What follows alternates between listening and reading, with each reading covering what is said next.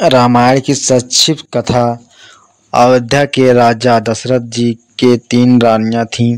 रानी कौशल्या के पुत्र राम, रानी कैकेयी के पुत्र भरत एवं रानी की सुमित्रा के पुत्र लक्ष्मण शत्रुघ्न थे।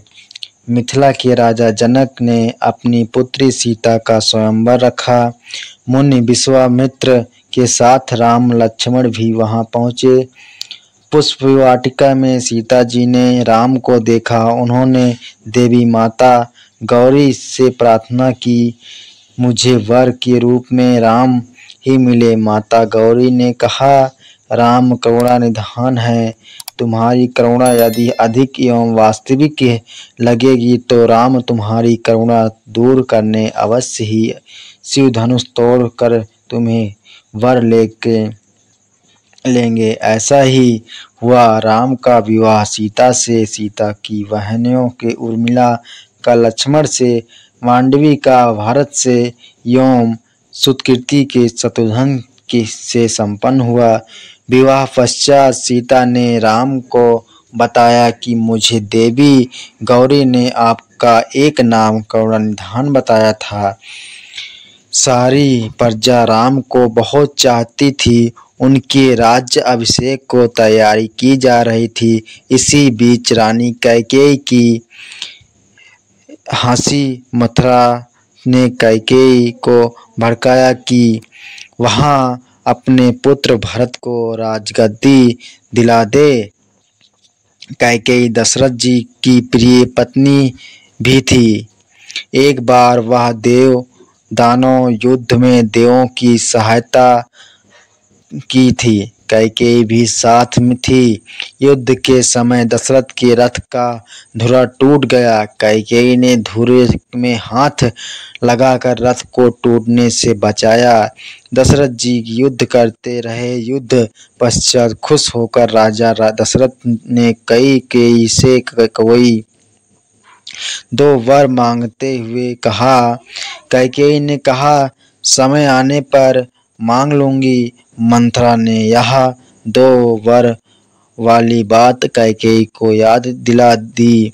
कैकेयी स्वयं राम को बहुत चाहती थी, मगर मंथरा ने उसकी बुद्धि पर पर्दा डाल दिया और उसने स्वपुत्र मोह जाग दिया।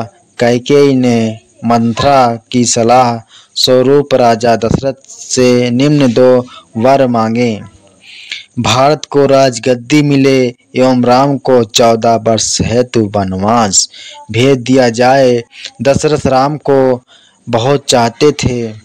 कल उन्हें राजगद्दी मिलेगी यह सोचकर खुशी से फूले नहीं समा रहे थे। उसी रात कैकेयी के यह वार राजा दशरथ के ऊपर वज्रपात की भांति पड़े।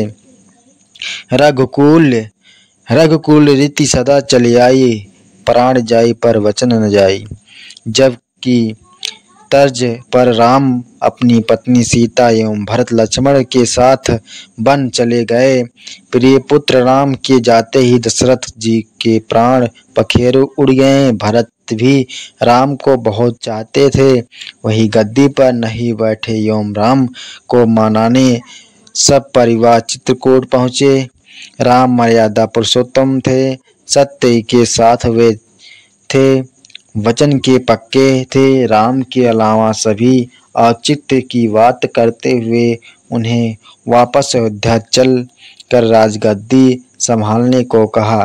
राम ने कहा कि मैं पिता के वचनों की लाज रखने में वन आया हूँ। मैं पूरे 14 वर्ष पश्चात ही वापस आऊँगा।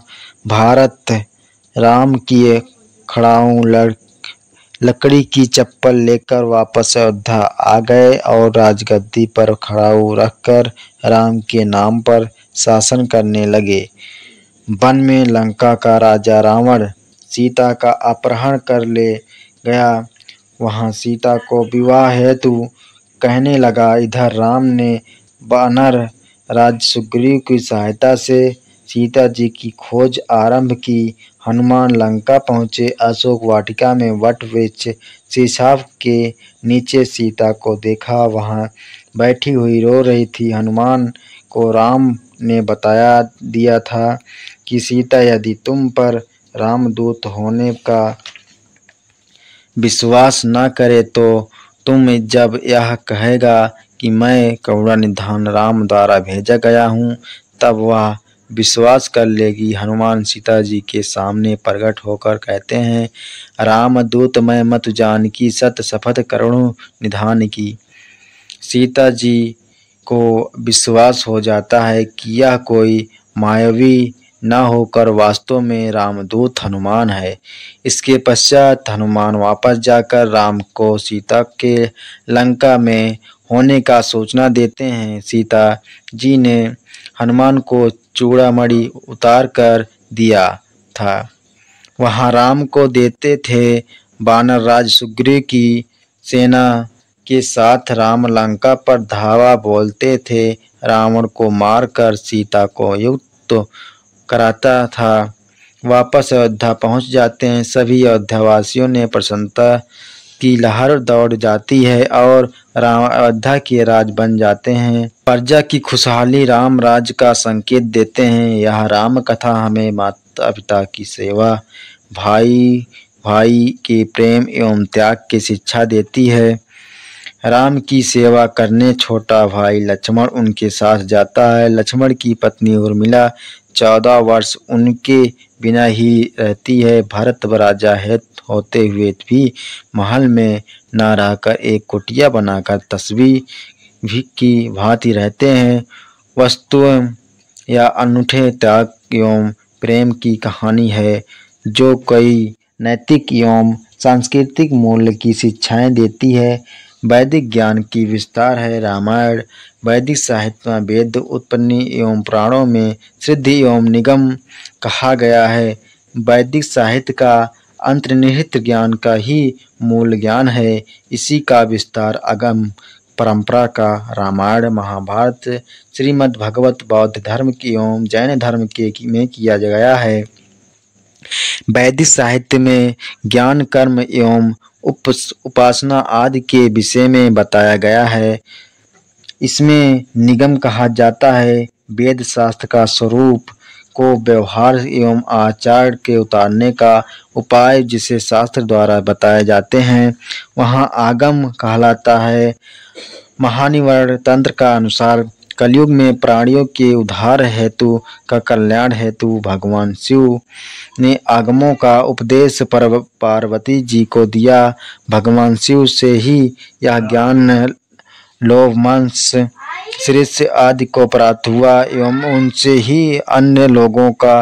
रामचरितमानस में पार्वती जी शिव जी से कहा, बंधु पथा धरि धरनी शिव विनय करहु कर जोरी, बरनहु रघुवीर बेदस्य जसु श्री तु सिद्धु निचोर। राम जय बजरंगबली। तो आज की वीडियो में इतना ही, फिर मिलते हैं अगले वीडियो में। धन्यवाद। और आप सबको अच्छा लगा हो तो एक प्यारा से लाइक और कमेंट में जय श्री राम जरूर लिख देना। जय श्री राम।